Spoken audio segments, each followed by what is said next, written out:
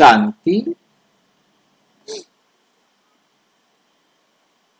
गरुड़ पुराण बनाम ब्रह्मा कुमारी ज्ञान। आज तीसरा पाठ देखेंगे, 10 गात्र और पिंडदान।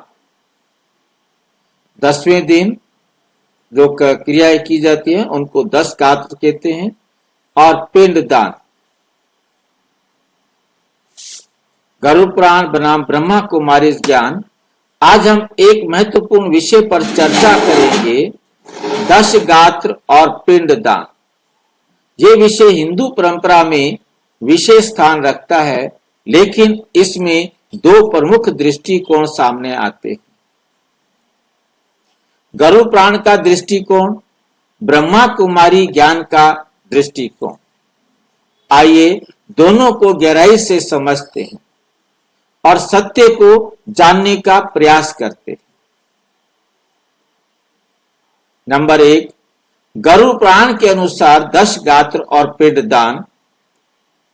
गरुड़ पुराण के अनुसार जब कोई व्यक्ति मरता है तो उसकी आत्मा को यमलोक तक पहुंचाने के लिए एक यातना शरीर, यातना देह की आवश्यकता होती है।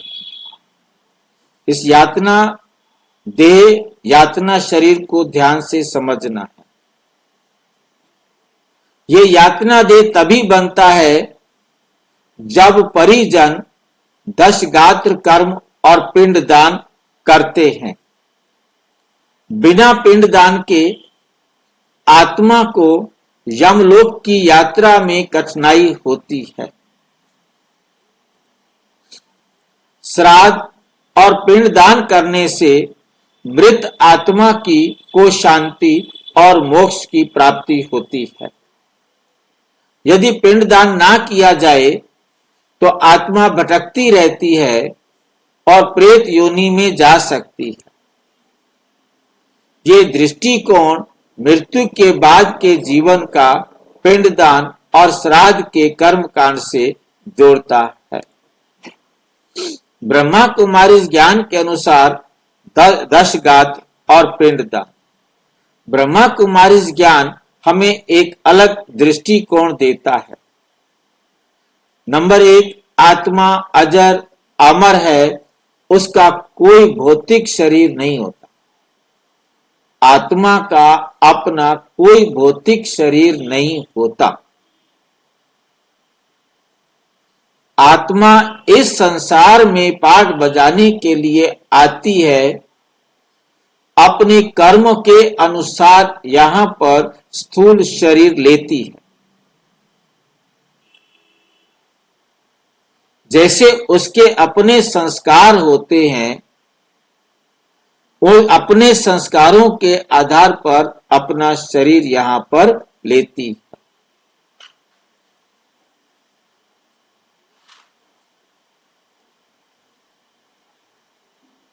बाकी वहां कोई आत्मा का कोई भी अलग से शरीर, भौतिक शरीर नहीं होता।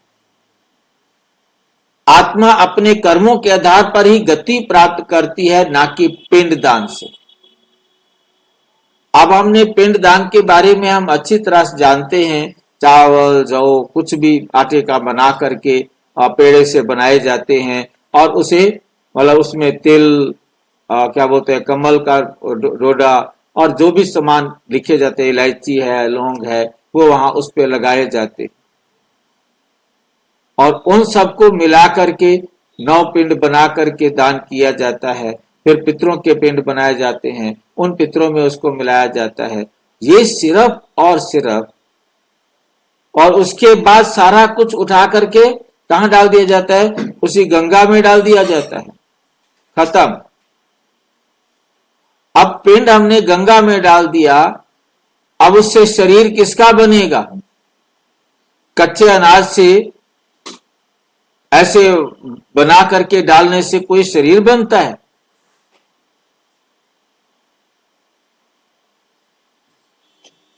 ये ऐसा बहकाया गया है, ऐसा बुद्धू बनाया गया है, समझने का प्रयास ही नहीं करते। आत्मा स्वयं गतिमान है। आत्मा शरीर छोड़ते ही उसी सेकंड में गर्भ में प्रवेश करती है। 3 महीने का गर्भ पहले से तैयार होता है। आत्मा इधर तो शरीर बाद में छोड़ती है, परंतु उसका शरीर छोड़ने से 3 महीने पहले ही गर्भ तैयार हो जाता है। जब 3 महीने का गर्भ हो जाता है तो आत्मा उसमें प्रवेश करती है। उसे कोई यमदूत कैसे लेके जाएगा? कहां लेके जाएगा यमदूत उसे? उसने वहां जन्म लेना है जिनके साथ उसका कार्मिक अकाउंट है। जिनको सुख दिया हुआ है उसी परिवार में जाकर वो जन्म लेगी या उस परिवार के संबंध संपर्क में आएगी और उसे वो सुख मिलेगा। और जिनको दुख दिया हुआ है वो उनके संपर्क में उसी प्रकार से आएगी और बहाना बनेगा कि वो उसको वो दुख भी देंगे। भाई जी। हाँ जी। तो ब्रह्मा कुमारी ने वो ऐसा फिल्म क्यों बना दिया कि जिसमें आत्मा 13 दिन तक यही रहेगी? भगत बच्चों ने बना दिया है। तो गलत हो गया, मतलब क्या मतलब है? अब मैं ड्रामा में गलती ढूंढने वाला कौन? बता सकते हैं कि हाँ भगत बच्चों ने बना दिया। ज्ञानी बच्चे नहीं बना सकते। बाबा ने ये बात कहा ही नहीं कि 13 दिन आत्मा यहाँ रहेंगी, तो फिल्म बनाने का मतलब क्या हुआ? ये समझ में नहीं आ रहा है। तो फिल्म क्यों बनाया गया? अब जिनको नहीं पता, ऐसा नहीं कि जिन्होंने इस वीडियो को नहीं देखा, इस क्या बोलते हैं मुरली को नहीं पढ़ा कि आत्मा शरीर छोड़ते ही गर्भ में प्रवेश करती है। एक ही सेकंड में उस आत्मा ने शरीर में प्रवेश करना है। अब नहीं देखा तो उनका कसूर है ना। इस कर्म क्षेत्र में आकर आत्मा कर्म के बिना नहीं रह सकती। स्थूल या सूक्ष्म शरीर उसको लेना ही लेना है। अब कोई नहीं समझेगा तो उसका पार्ट है ना। तो आत्मा उनके ही संबंध संपर्क में आती है। क्यों इस बच्चे ने मेरे घर जन्म लिया? इतनी बड़ी दुनिया में से यही मुझे पति मिला था, यही पत्नी मिली थी, यही ऑफिस मिला था, यही कर्म क्षेत्र मिला था। जिनको सुख दिया था उस कर्म क्षेत्र में मिलने वाली आत्माएं आकर सुख देंगी, और जिनको दुख दिया था वो आकर के दुख देंगी। चाहे वो दुकान हो, चाहे वो ऑफिस हो, चाहे वो घर हो, जहां भी हो। कार्मिक अकाउंट के हिसाब से हम आत्माएं एक दूसरे के संपर्क में आते हैं। सुख देना है तो सुख देते हैं, दुख देना है तो दुख देते हैं। जो लेना है वो लेते भी। लेना और देना इसी धरती पर ही बराबर करके हम आत्माएं वापस घर जाती।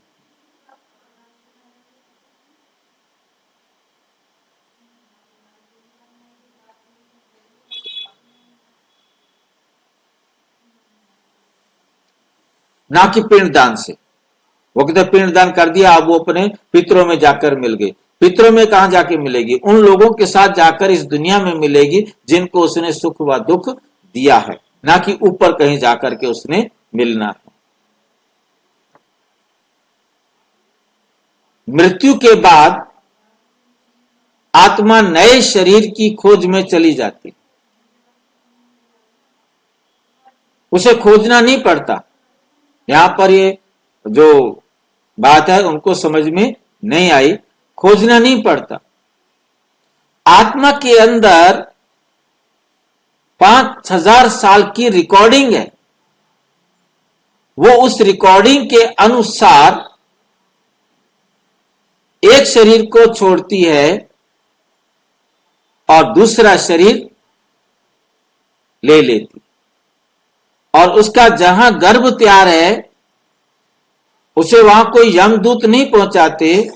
वह आत्मा स्वयं इधर से शरीर छोड़ती है और उधर मां के गर्भ में प्रवेश करती है और मां को पता चलता है आज मेरे पेट में कुछ मूवमेंट हुई है, कुछ हलचल हुई है।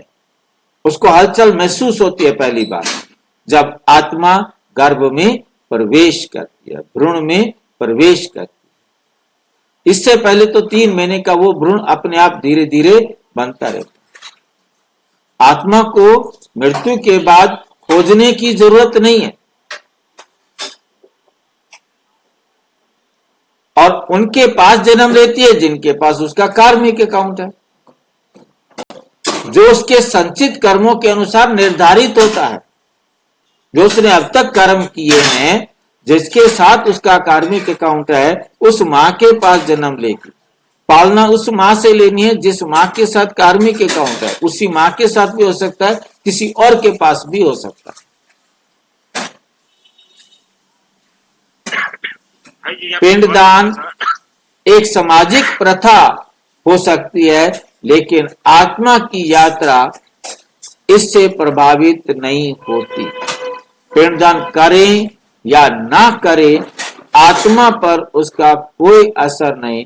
ये सिर्फ ब्राह्मणों को कमाई का धंधा हो सकता है, बाकी व्यक्तिगत उस आत्मा के लिए ना कोई लाभ है ना कोई हानि। करने वाले को भी कोई लाभ या हानि नहीं।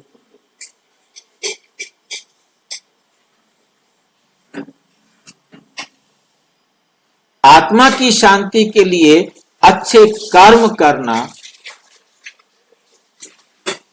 उस परमात्मा को याद करना,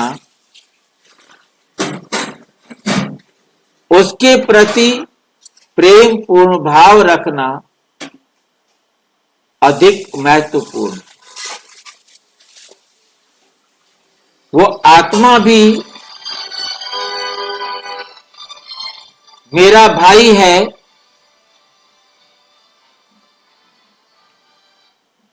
उसके साथ उसी प्रकार से ही पेश आना है।